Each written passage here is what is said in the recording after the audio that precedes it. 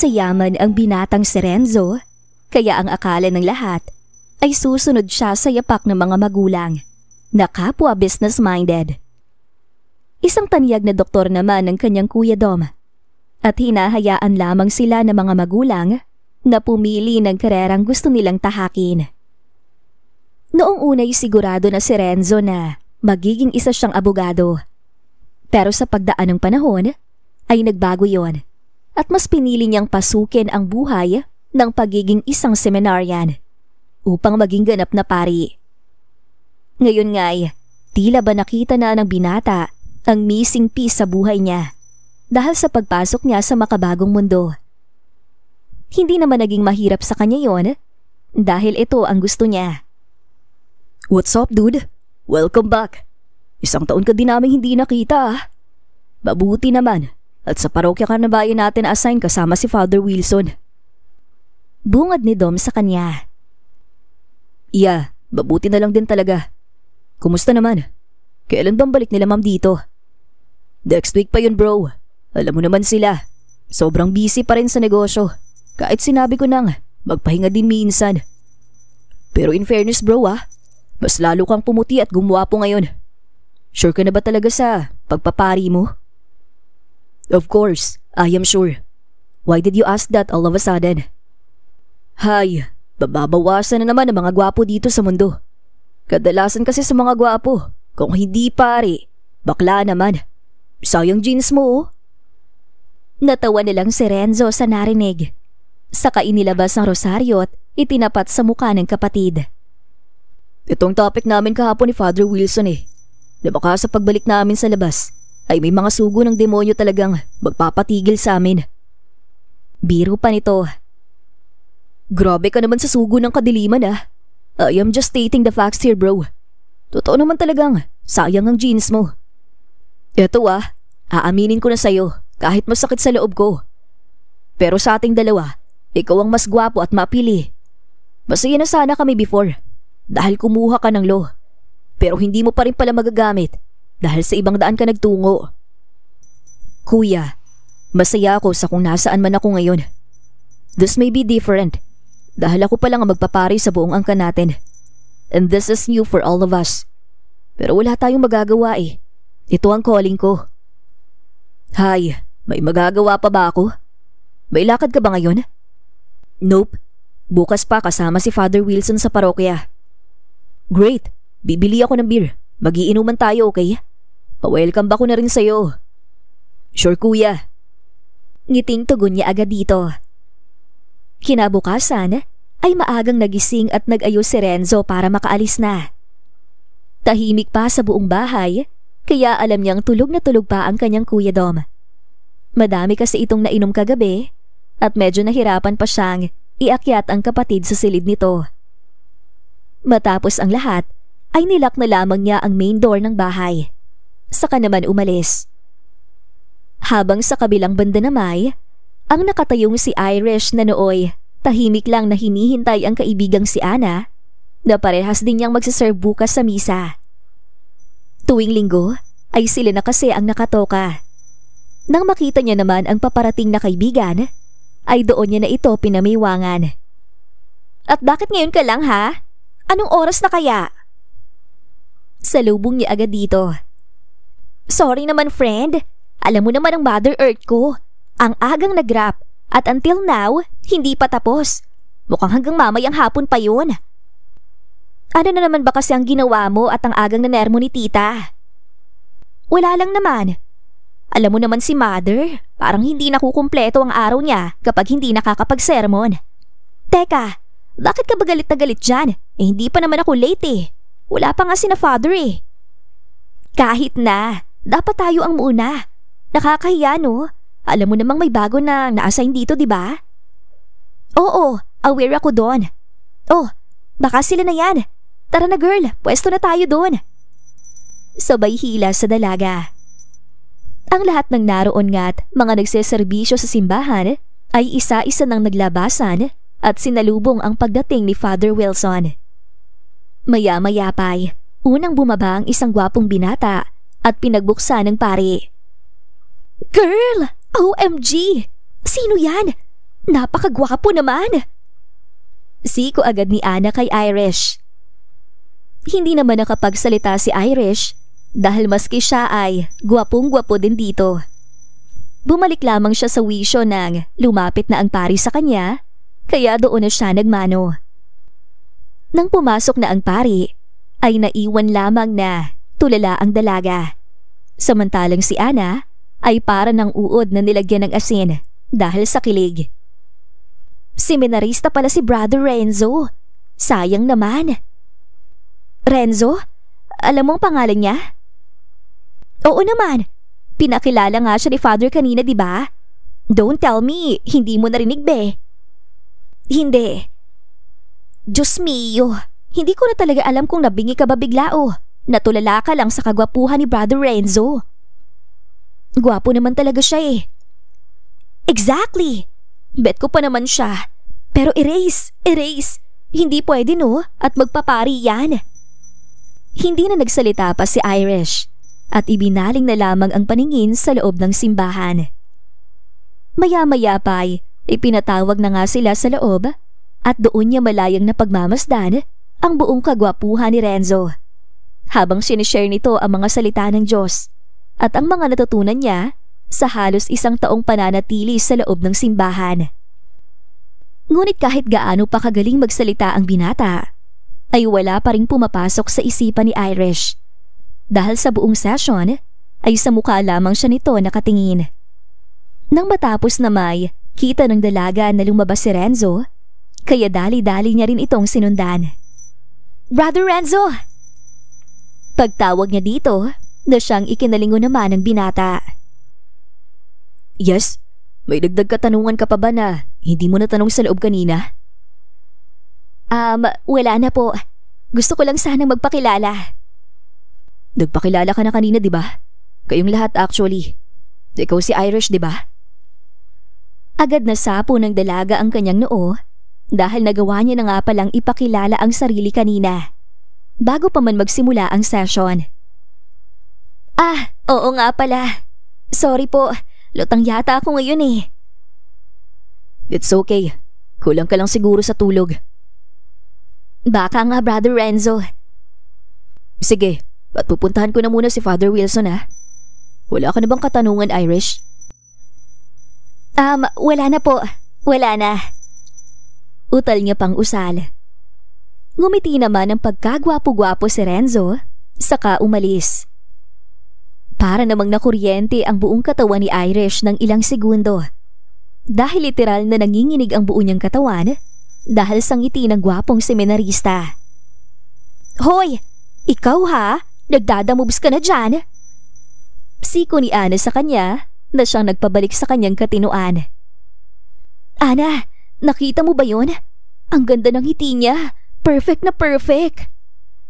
Naku, Day! Tara at sasamahan kitang bumili ng kandila.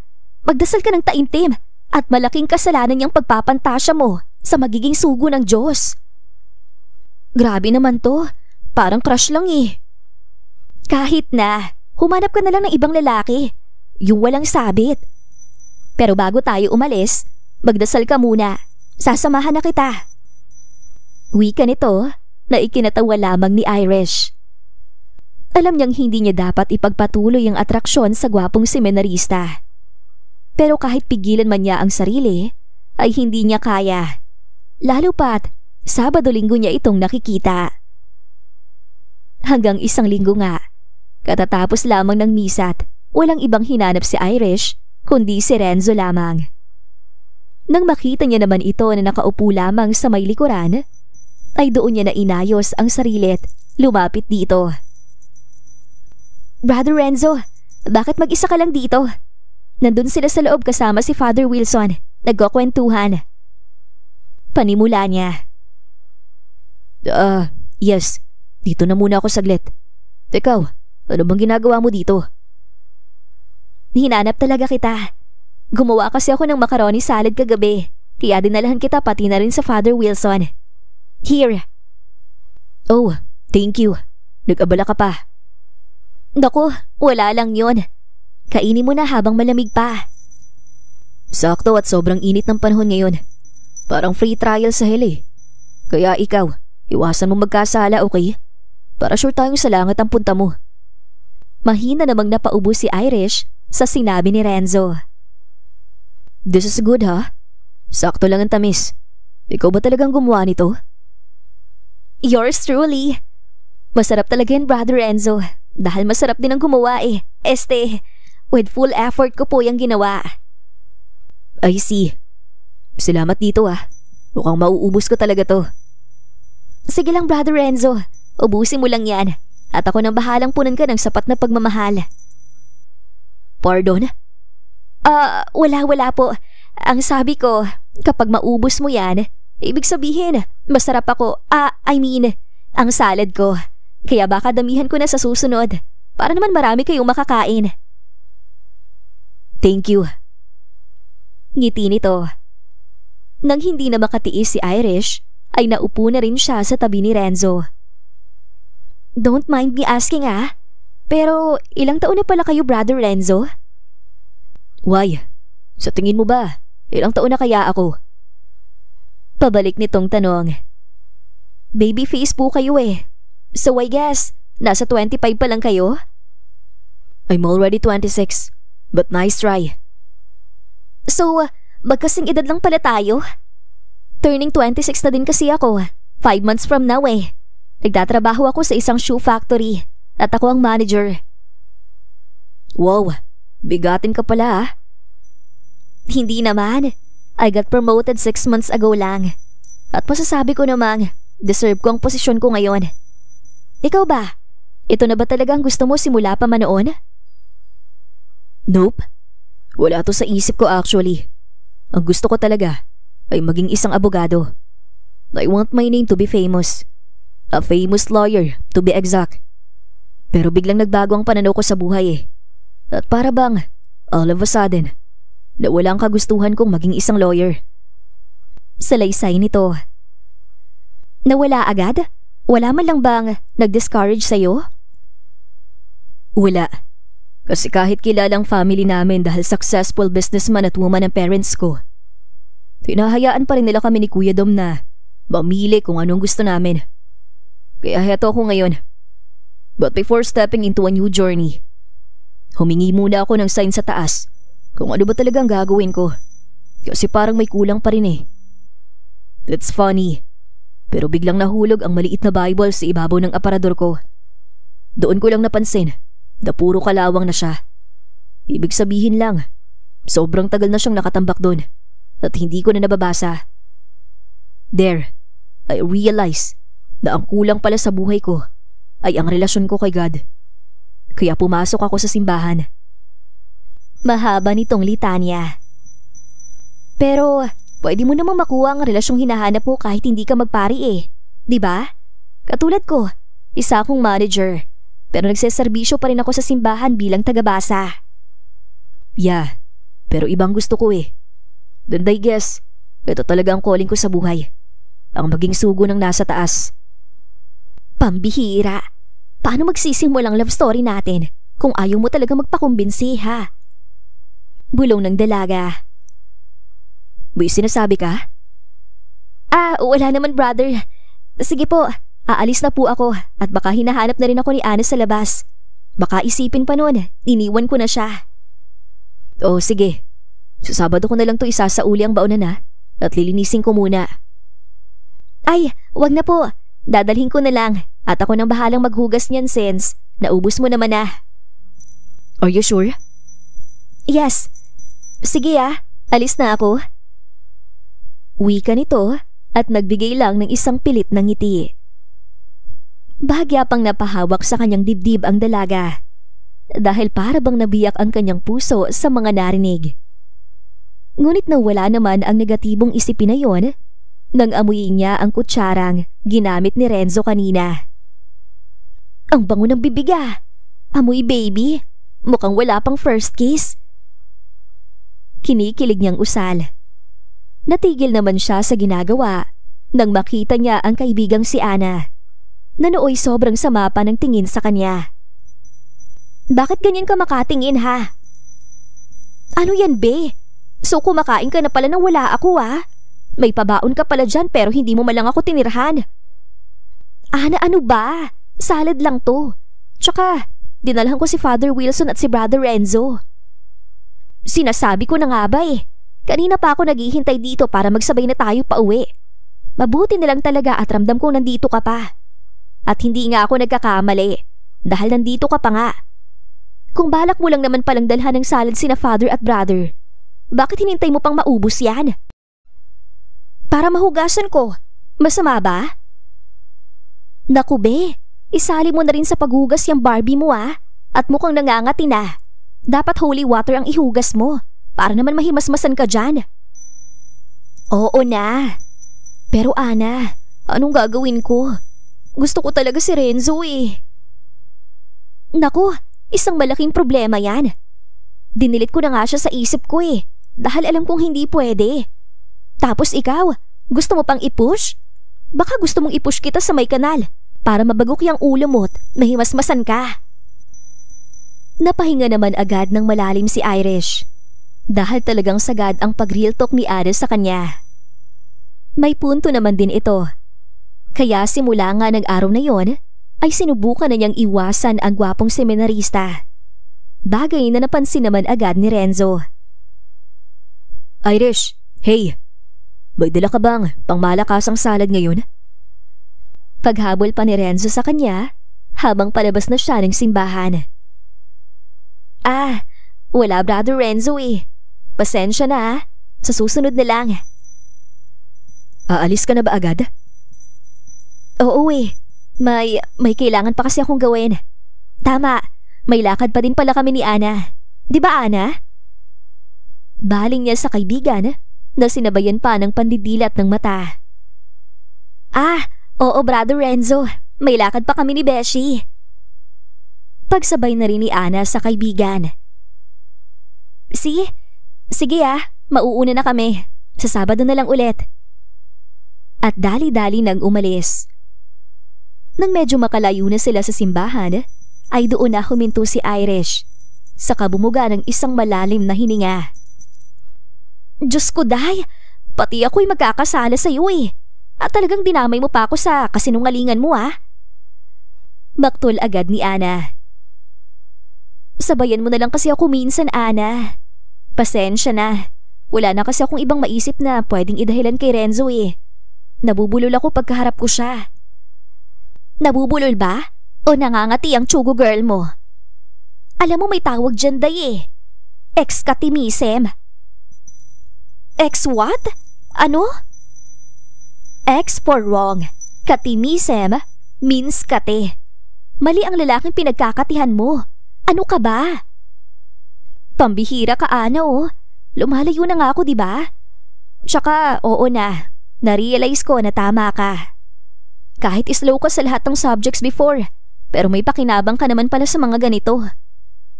Ay, ang harsh Hindi naman sa lahat ng subjects. Excuse me, gymnastic ako. Tsaka, favorite subject ko ang PE. Ay, oo nga pala. Madami kang extracurricular, kaya kabado pa ako nun at baka maago mo pa sa akin ang pagiging valedictorian ko. Gaga ka talaga. Kaming lahat napagod sa kaka-review. Pero ikaw, dinaan mo lang sa extra at exempted exams. Matik perfect na agad. Hoy! Pinaghirapan ko yun Isa pa, pangalan ng school at karangalan ng campus ang daladala ko. Pero teka nga, maiba tayo. Bakit ngayon na ikaw na tong lumalayo kay Poging Renzo? Siya naman tong nauunang nag-a-approach sa'yo. Saglit namang napaisip si Irish, saka makahulugang napangiti. Oo nga Baka naman may doubt na siya sa kung ano man ang gusto niya. Baka ayaw niya nang maging isang pari dahil sa akin. Ambisyosa naman to at talagang ikatutuwa mo yan. Hay, ewan ko na lang talaga sa'yo be. Isa kang dakilang tukso. Tara na nga at hihingi pa ako ng tawad sa taas sa nagawa kong pagsakay sa trip mo kanina. Irap naman agad ni Ana. Sa kabilang banda, napailing na lamang si Renzo sa biglaang pag-iba ng trato sa kanya ng dalaga. Inaamin niyang naninibago siya dahil isang friendly at palangiti ang pagkakakilala niya dito. Pero ngayon, para bang iniiwasan na siya nito, na bagay na hindi niya alam kung ano ang posibleng rason. Kaya naman na makauwi siya kinahapunan, ay agad siyang kumuha ng kalis sa ref at tumambay muna sa may veranda kung saan naroon ang kanyang Kuya Dom. Dax, nung 1 linggo ko pa binili yan bro ah. Ngayon mo lang yata nagalaw. Ngayon lang ako nagkaganang uminom. What are you doing here? Sa tanda ko, napaparito ka lang kapag may problema kayo ni Gina. Tinutukoy nito ay ang nobya ng kapatid. Definitely. So, may problema nga kayo? Kasi naman bro, siya may mali eh. Ewan ko ba kung bakit kadalasan sa mga babae ay makikitid ang utak. Ang hirap i-please ni Jean. Lagi na lang ganito ang issue namin. Natural lang na may makilala akong ibang babae. Doktor ako eh. Wala nga namang sabihin ko sa pasyente, ay pas, doon na lang kayo sa kabilang ospital dahil ayaw ng girlfriend ko makipag-usap ako sa ibang babae. Natawa naman si Renzo at napalagok sa iniinom na kali. Mabuti na lang talaga at napagdesisyonan kong pumasok sa seminaryo. Dinatakasan ko ang ganyang problema. Tawa nito. Hay nako, buti ka pa bro. Pero kuya, magkakasala ba ako kapag nagkataon na magkagusto ko sa isang babae for the first time? Alam ni Dom na seryoso ang tanong ng kapatid, kaya agad niyang itinuwid ang pagkakaupo. Oh, you mean you have a crush on someone now? Kuya, what if lang naman? Oh, come on dude. Never mo pa namang natanong yan eh. Kahit ilang beses na tayo nag-uusap. So alam ko may pinaguhugutan ka sa tanong mong yan. Tell me, may nagugustuhan ka na ba? Saglit na natahimik ang buong paligid na para bang kapwa nila binabasa ang isip ng isa't isa. Jeez, silence means yes bro. So, totoo nga? May gusto ka sa isang babae? Kuya ano ba? Hinaan mo nga ang boses mo. Dinaig mo pang nanalo sa loto niyan eh. Of course not. Magpapari ako at yun na yun. Tinanong ko lang naman yun for nothing eh. Para may maitapik lang. Dasus, todo tanggi pa to oh. But anyway, I will give you my opinion regarding that one. Yes, magkakasala ka talaga. Dahil once na pagdesisyonan mo ng pasukin ang ganyang daan, dapat sincere at loyal ka.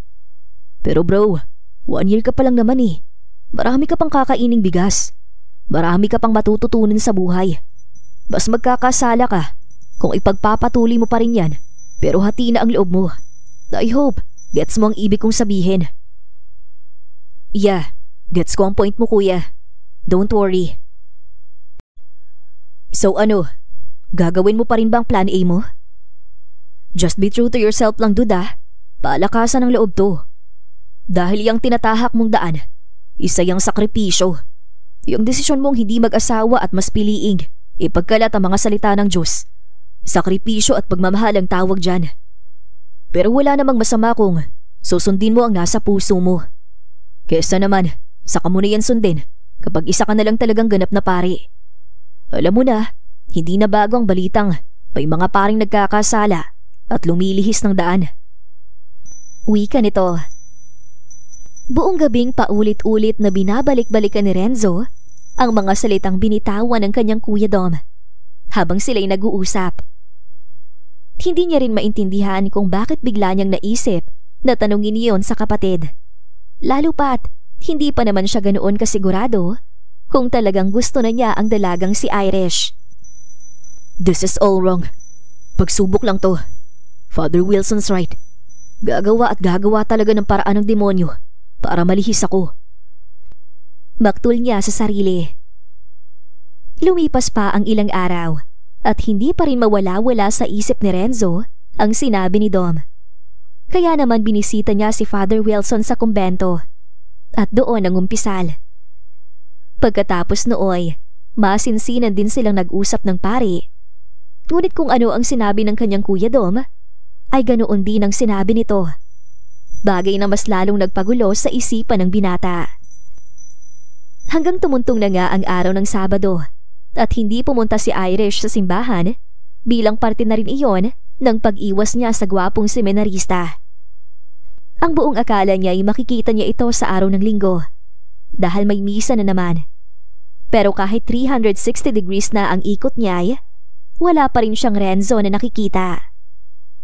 Hanggang sa nagsimula na nga't ang misa't natapos ay hindi pa rin niya ito nakita. Kaya naman, doon na lumapit si Ana sa kanya. "Psst, Be! Hinahanap ka ni Father sa loob." Untag nito. "Ni Father? Bakit naman?" "Ewan." Tumango na lang ang dalaga at nagpaalam na muna sa kaibigan. Hindi man niya alam kung bakit siya hinahanap ng pare, pero may kasiyahan pa rin sa kaloob-looban niya at baka nasa likuran lamang ang lalaking kanina pa niya hinahanap. Ngunit ganoon na lang ang disappointment niya nang wala ito doon. "Father, pinapatawag mo daw po ako?" Panimula niya. Yes, iha. Hindi kasi ako makakapunta kay Renzo ngayon at wala ding available na sakristan na pwede kong mautusan. May misa pa kasi kami ngayon sa ibang barangay. Kaya nais ko sanang ikaw na lang ang utusan ko kung hindi ka busy. Opo naman, Father. Gusto mo po bang pumunta ako sa bahay niya? Oo sana at please bring this to him. Paborito niya yan, kaso wala siya dito. Kaya ipapadala ko na lang. Opo, Father. Pero matanong ko lang po, ano po bang nangyari kay Brother Renzo at wala siya sa misa ngayon? May sakit kasi siya. Magtatatlong araw na yata ang lagnat ng batang yun Dinalo ko siya noong nakaraang araw. Kaso wala naman akong nadala, kaya yan na lang muna. Pakisabi din na baka dumaan ako sa bahay nila mamaya after ng huling misa ko. At opo, Father, makakaasa po kayo.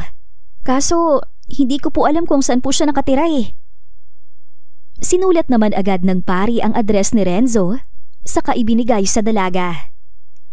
Dali-dali namang umalis si Irish.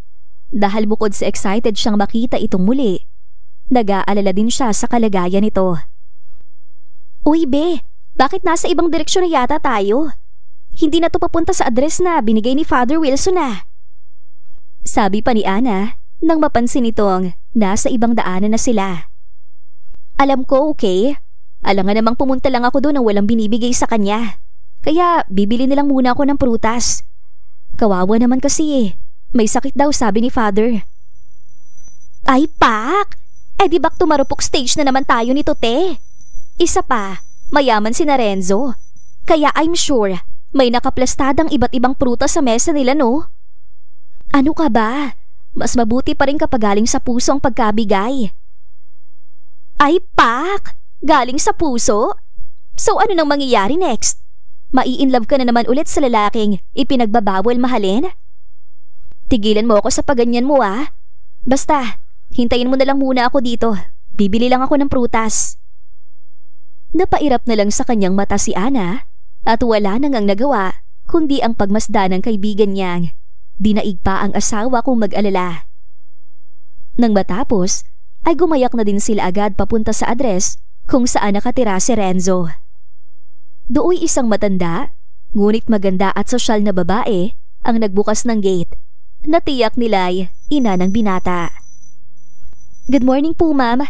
Ako po si Irish and this is Ana. Nandito po kami para kay Brother Renzo." "Oh, I see. Pasok kayo." Ngiti naman agad nito. "Ano bang pakay niyo sa anak ko? May sakit kasi siya now, kaya hindi na siya naka-attend ng misa." "Ayun nga po ang sabi ni Father Actually, pinapunta po kami dito ni Father Wilson para ibigay po tong pagkain at prutas po para kay Brother Renzo." "Oh, nag-abala pa talaga si Father. O sige, iha, puntahan mo na lang siya sa room niya." "Po?" "I said, puntahan mo na lang siya sa room niya para naman malaman niyang nandito kayo. Nasa left side ang room niya sa taas." Napatingin pa si Irish sa kaibigan dahil mukhang lalabas na ang eyeballs nito sa pandidilat nito ng mata sa kanya. Pero dahil nga gusto niya ring makita ang binata, kaya tumango siya at umakyat para puntahan ito. Kumatok naman muna siya ng 3 beses at nang wala pa ring tugon, ay kusa na siyang pumasok sa silid. Pagpasok ay wala siyang nakitang Renzo doon. Hanggang sa bigla na nga lang bumukas ang pinto ng bathroom at doon bumungad ang gwapong binata na walang pang-itaas na damit at tanging ang maliit na tuwalya lamang ang tanging takip sa pagkalalaki nito. Kitang-kita rin ni Irish ang naglalakihang pandesal sa tiyan ng binata, dahilan upang mabilis siyang mapatalikod. Diyos ko Lord, dagdag na naman ba to sa kasalanan ko? Bulong niya sa sarili dahil sa hiya at kaba. I'm sorry Irish, wait, magbibihis lang ako. Okay na, pwede ka nang humarap. Sorry din Brother Renzo pero sabi kasi ng mami mo, puntahan na lang daw kita dito sa room mo. I see. Why are you here pala? And who's with you? Kasama ko si Ana. Inutusan kasi ako ni Father na dalhin tong langka sa iyo At itong mga mansanas din. May watermelon din dito. Grapes, oranges at pears. Ang dami naman yata niya na. But thank you for bringing this here. Pwede mo naman sanang iwanan na lang to sa babae. Bahagya pang nasapo ni Irish ang kanyang ulo dahil hindi niya man lang naisip yon. Hayaan mo na. Gusto din naman talaga kitang makita at kumustahin. Nanduay. Wala lang naman. Kasi nga 'di ba, may sakit ka? Kaya normal lang naman siguro na mag-alala kami sa'yo. Thank you for your concern, Irish. Actually, I'm doing well now. Daligo na nga ako para naman hindi na maghari ang init sa katawan ko. Kaya don't worry. Magkita na lang tayo sa Sabado. Ngiti nito. Ayan na naman yung mga ngiting yan na hindi ko matanggihan. May sinasabi ka? Ang ibig kong sabihin, oo naman. Kita-kits na lang tayo sa Saturday. Basta sure ka na okay ka na Oo nga sabi. Kahit i-check mo pa Pagkasabi nooy si Renzo na nga ang lumapit kay Irish at hinawakan ng kamay nito papunta sa kanyang noo. O diba? Hindi na ako mainit kaya I'm okay now. Salamat sa pag-aalala mo. I really appreciate it. Agad namang binawi ang dalagang kamay saka napalunok ng pagkarami-rami. You're welcome. Sige mukhang natagalan na ako Naalis na ako. Tsaka nga pala, pinapasabi ni Father na baka daw makadaan siya dito mamaya after ng last mass niya. Bye! Nagmamadali nitong usal na siyang ikinatawa na lamang ni Renzo. Hindi niya maintindihan, pero kinikilig siya ng mga oras na yon. Una, dahil dinalaw siya ni Irish. Pangalawa, dahil kitang-kita niya ang pamumula ng pisngi nito. At pangatlo, dahil alam niyang bukod sa pag-aalala, ay may ibang dahilan pa ang dalaga sa pagpunta. That woman, you're making me crazy. Tawa na lamang niya. Kinahapunan naman ay saktong kabababa lamang noon ni Renzo nang dumating si Father Wilson. Dooy kinumusta lang naman ito ang binata at doon na rin naghapunan ng pari. Pumunta ba sina Irish dito kanina, Renzo? Tanong pa nito sa kanya. Yes, Father. Silang dalawa ni Ana. Salamat nga pala po sa mga pinadala mong prutas. Pero ang dami naman yata po nun, Father. Madami? Nadamihan ka ba sa langka? Hindi lang naman yung langka, di ba? May apples, oranges, watermelon at grapes. What? Langka lang naman ang pinadala ko kay Irish. Dahil alam kong paborito mo yon. Doon na napagtanto ng binata na ang ibang prutas na dala ni Irish ay galing pala mismo sa dalaga, dahilan upang mapangiti siya nang wala sa oras. Kaya naman lumipas pa ang ilang araw nang muling magkita ang dalawa, ay doon na kinausap ni Renzo ang dalaga. So, hindi pala galing kay Father Wilson ang ibang prutas na dala mo nung binisita mo ko. Galing sa'yo yun, right? Oo. Wala naman sigurong mali dun, diba? Hindi mo naman siguro tinapon? Nope. Yun pa nga yatang dahilan kung bakit ako mas lalong gumaling Thank you, Irish. I really appreciate it. Salamat naman kung ganun, Brother Renzo. Sige. Aalis na ako. Teka, ganun na lang yun? Hindi mo lang ba tayo mag-uusap muna just like before? Next time na lang po siguro. Kailan ba yan? Kapag ba nakabalik na ako sa Maynila? Babalik ka na ng Maynila? Yup, 3 months lang naman talagang pagsama ko kay father. At ibang seminarya naman ang pupunta dito. Eh di ba, mas mabuti na rin yun para hindi na ako tuluyang magkasala. Magkasala saan? Wala. Saan nga? Wala nga sabi. Saan nga sabi? Sa inis ay hindi na nga napigilan pa ng dalaga ang sarili. Magkasala sa taas kasi ipinagbabawal kang mahalin. Yet heto ako't isang beses palang tinamaan ni Cupido. Pero talagang sayo pa. Diyos ko naman, talaga bang mapaglaro ang lecheng Cupidong to? Maktol na siya. And they felt the same. Pagkasabi nooy, doon na nanlaki ang dalawang mata ni Irish. Ano? Ang totoo, ilang beses na rin ako nangumpisal kay Father Wilson about this one. Pinayuhan niya rin ako na sundin kung anong laman ng puso ko. Dahil ang pagpasok sa ganitong buhay, dapat loyal ako at walang pag-aalinlangan. I was sure about this naman eh. Dahil ngayon, nag-aalinlangan na ako. By doubt na ako. At dahil sa iyo yun, Irish. At kaya ako babalik ng Maynila ay para itigil tong lahat. Gamit na rin ang basbas ni Father Wilson at ng mga magulang ko. So, alam na nila? Yup. Napagdesisyonan ko to noong nalaman kong sa'yo pala galing ang mga dala mo at nahihiya ka lang aminin.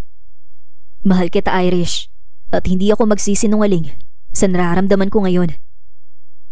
Sa saya ay niyakap lamang agad ni Irish ang binata at ang hindi nila namalayan ay dumampi ang kanilang mga labi ng ilang segundo. Segundo lamang yon, pero ramdam nila ang kuryenteng dumadaloy sa kanilang katawan, dahilan upang parehas mamula ang kanilang mga muka. Matapos din nun ay sabay na silang nagdasal. Marahil, alam nilang isa yon sa kasalanang nagawa nila. Kasalanang hindi nila alam kung paano iiwasan. Bumalik sa Maynila si Renzo at makalipas ng 4 na buwan ay bumalik itong muli sa bayan nila at ligal nang niligawan si Irish. Masaya naman ang mga magulang ng binata dahil alam nilang masaya ang kanilang bunsong anak. Ipinangako naman ni Renzo na kahit wala na siya sa simbahan at hindi natuloy ang plano niyang magpare, ay magseserbisyo pa rin siya sa Diyos at patuloy pa rin niyang ikakalat ang mga salita nito, hindi lang sa ibang tao, kundi pati na rin sa magiging mga anak nila ni Irish in the near future. Ngayon naman, may sarili ng restaurant ang dalawa at ikinasal na rin sila. Little angels na lang at mabubuo na sa wakas ang pinapangarap nilang mag-asawa na isang masaya't buong pamilya. Wakas. Dito na po nagtatapos ang magandang istorya na to. Please don't forget to like, type, comment, and subscribe. Thank you so much for listening. See you next time!